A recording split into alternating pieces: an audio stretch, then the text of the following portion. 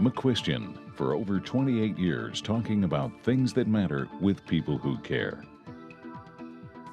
Production of McQuestion is made possible in part by individual viewers, supporters of the Foundation for Responsible Television, the University of Texas at Dallas, creating the future.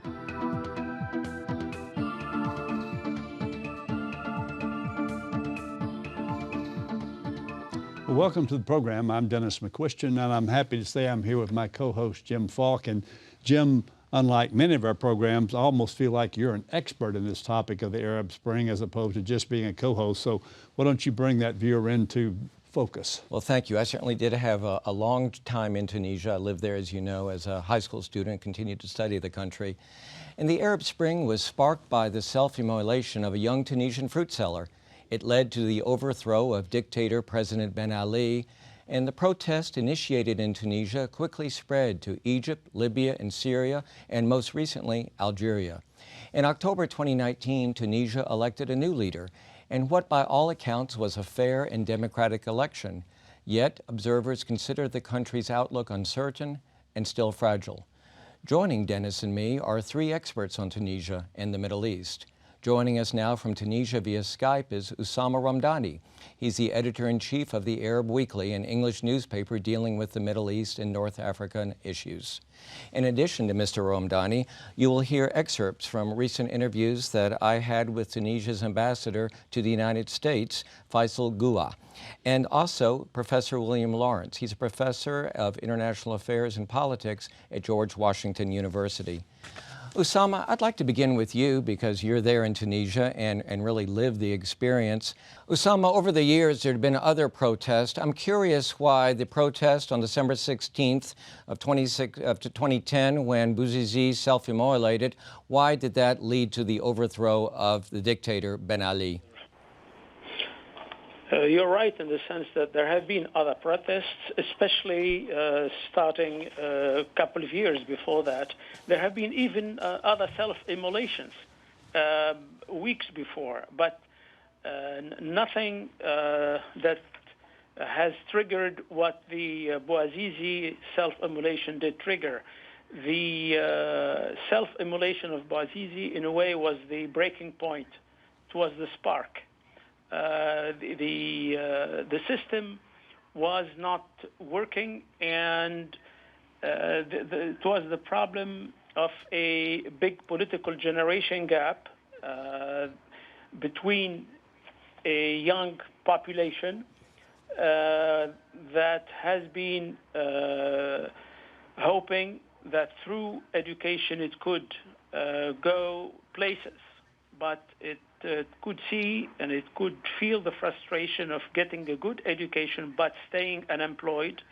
And what added to the frustration of the young was the impression that there were people profiting, and there was a feeling of corruption around the president. And at the same time, the President Ben Ali, who died a couple months ago, in fact, was unable to steer the ship in a moment of turbulence. He erected himself as the only decision maker in the country, hyper-centralizing the government, and at the moment of the storm, he basically went to Dubai with his wife, which made things worse. And the demonstrations took a definite turn towards radical regime change when people started using the slogan of "No to corruption, no to the corruption of the family." That had a strong effect on a young population that was getting a collective sense of awareness that we are seeing today in other Middle East countries through social media and through satellite television. Tunisia had a large middle class, had a very widely shared value system that was close to that middle class. But at the same time, its young people were going nowhere. Its education was not providing them with jobs. There was a phenomenon of illegal immigration for a decade or two before that, which showed the level of despair that was happening despite all the promises of a social elevator that would ride on education. There was also a situation of economic slowdown, although by any stretch of the imagination, the growth rate was a little bit better than it is today, but still, it was and that's one of the things that I'd like to explore. You know, just a few days ago, I spoke with GW professor Bill Lawrence, who's also an expert at the Middle East Institute, and we talked about while Tunisia has just recently had a fair presidential election, the economy is still fragile and the democracy is considered somewhat tenuous. Let's hear now what Bill Lawrence had to say. There are several reasons. I think the first one is security. It's in a rough neighborhood with a civil war going on to the east, terrorist groups crisscrossing all around, so much so they had to build a moat in the south that they sometimes catch people in. And they had three terrorist attacks in 2015, which were not only attacks on the institutions of state, but on the democracy, on the parliament itself. And so there's a set of security threats. There's a set of economic threats. The economy has not recovered since the evolution of 2011. And then, of course, there's the difficulty of becoming a democracy. I just met with the former head of the Speaker of Parliament yesterday, and he was telling me all about how the political parties have no political abilities. The members of Parliament have no offices, no staff. And so just sort of becoming a regular democracy on the political side is difficult as well. So a number of overlapping issues that keep things quite fragile. Dennis, we can look at the map of Tunisia and see just what a tough neighborhood it lives in. And that was another point that I raised with Bill Lawrence. And he stressed that Libya and Algeria, what's going on there, is really making it tough for Tunisia. Let's hear more what he had to say. We've seen on the map that indeed it is a very rough neighborhood bordered by Algeria and Libya. What does that create as far as a problem? A number of threats. There's an internal insurgency in Western Tunisia, which is sort of half Algerian and is vestigial from the 90s conflict in Algeria. And then there are a number of terrorist threats emanating from abroad, mostly from Libya.